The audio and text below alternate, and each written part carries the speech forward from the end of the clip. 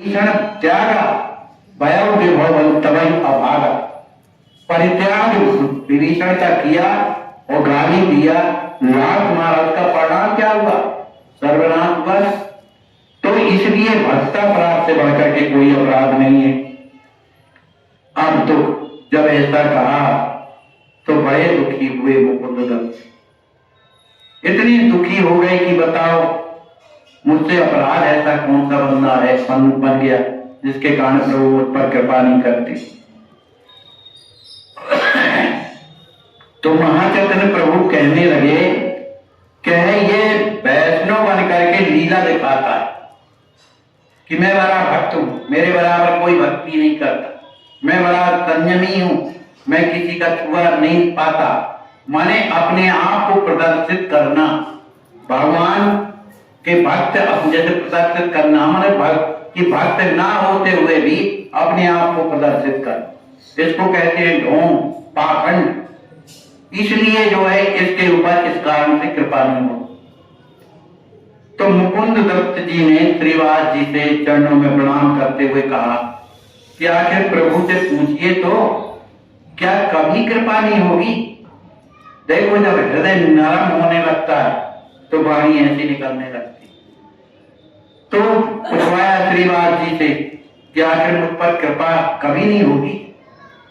तो महाचैतन्य प्रभु ने कहा कि कृपा इसकी अभी नहीं होगी, कई जन्म बीत जाएंगे तब कहीं इसके ऊपर कृपा।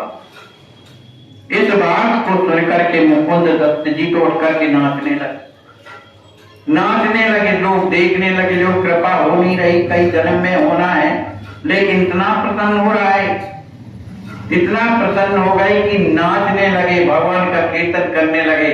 ओ प्रभु ने कह तो दिया कि किसी जन्म में कृपा होगी, तो होगी तो निश्चित ना, क्योंकि महापुरुष हैं, उनकी वाणी कभी असत्य नहीं होती।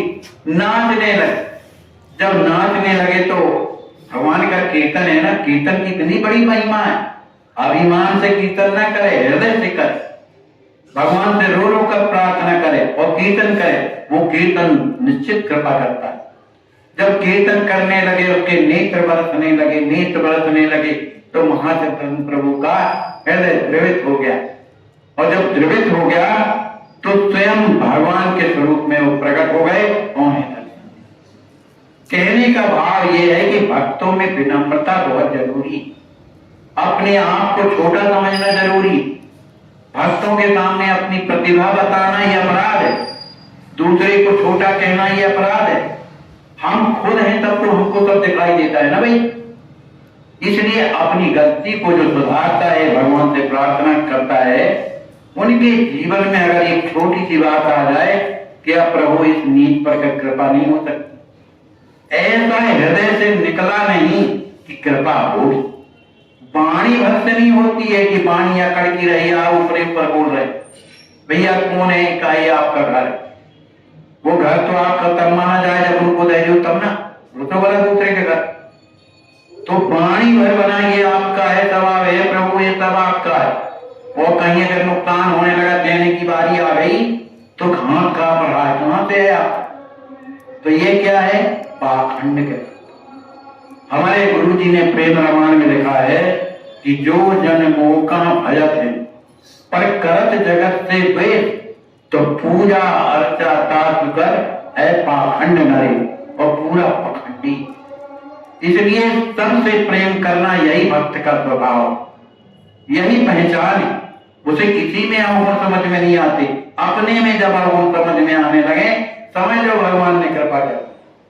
और जब तक दूसरों में अवगुण और अपने में गुण दिखाए, समझ लेना बिल्कुल ये गलत है, भगवान की अब उस लाइन में ये हम नहीं कर, ये हृदय देवत होने लगे, अपने हम अवगुण दिखाई देने लगे, तब वो प्रार्थना करता है प्रभु आप सब पर कृपा करते, कहां पर नहीं कर। इतनी यही बात को देखो, बाली था, वो इतना जानता था कि परमात्मा है, और उसने अपनी पत्नी से भी कहा कि कह बाली सुन वीर प्रिय, तू डर रही है, लेकिन प्रभु को मैं जानता हूं कि समदर्शी रखना को जो कदाच मोहि मार्गे तो मैं हो सनात में सनात हो जाऊं। आखिर राम जी ने जब बाण मार दिया तो बाण को पकड़ लिया, क्योंकि बाण निकल जाता तो जल्दी प्राण जाते, कहीं निकलने ना पा। तो सामने राम जी आ गए और उसने उसके हृदय में क्या, हृदय प्रीत पर मुख वचन कठोरा, बोला निरख राम की ओर मैं बैरी और सुप्रीम प्यारा, मैंने ऐसा कौन सा काम किया जो आपने मुझे मार दिया। तो धर्म है तव करे वो साईं, आप तो धर्म की स्थापना करने के लिए आए, तो भले भगवान ने कुछ भी कहा हो कि अनुजवदी भगनी सुतनारी, इनको मारने से कोई पाप नहीं। तो जब एक बात जब बाली ने कह दिया कि प्रभु अजहू में पापी अंतकाल गति तो सुनत राम अति कोमल वाणी। कोमल वाणी क्या है, सर्वस्व भगवान को मान लेना, यही है। तो सुनत राम अति कोमल वाणी, तो बाल शीश परस्यों में अचल करो तद राखो प्राण, मैं तुम्हें अजर अमर बनाए। तो बाली कहा नहीं कृपा करना, जाकर नाम मरत मुखा आवा, अभिमो मुकुट होय सुकावा, सो मम लोचन गोचर अंगे, तो राखो दे नाथ के लाए। तो हुआ क्या कि इतना सब कुछ करने के बाद उसका हृदय द्रवित हो गया, अपना समर्पण भगवान में कर दिया, तो भगवान ने कृपा करेगी नहीं। अरे पिता है वो परम पिता, इसीलिए कहला जाता है, उसकी सब जीवों में ममता है, सब मम प्रिय सब मम उपजाए, सबसे अधिक मनुज मोहि भाई। इसलिए भैया प्रेम से रहो, खूब भगवान का भजन करो, किसी का बुरा मत सोचो, अपने में जो कमी दिख रही है भगवान से प्रार्थना करो तो हमारा जीवन बदल जाता है। बोलिए श्री सीताराम जी महाराज की जय, श्री हनुमान जी महाराज की जय, सब संत भगवान की जय। जय जय सीताराम।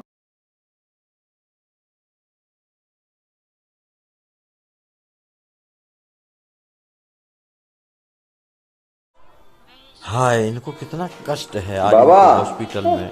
आपको ये लकवा मारा है, कितने दिन पहले मारा है? अपने को स्वयं इस जगह पे रख कर देखें, जब पैसा भी पास में ना हो और कोई अपना सहयोग करने वाला भी ना हो तो क्या होगा।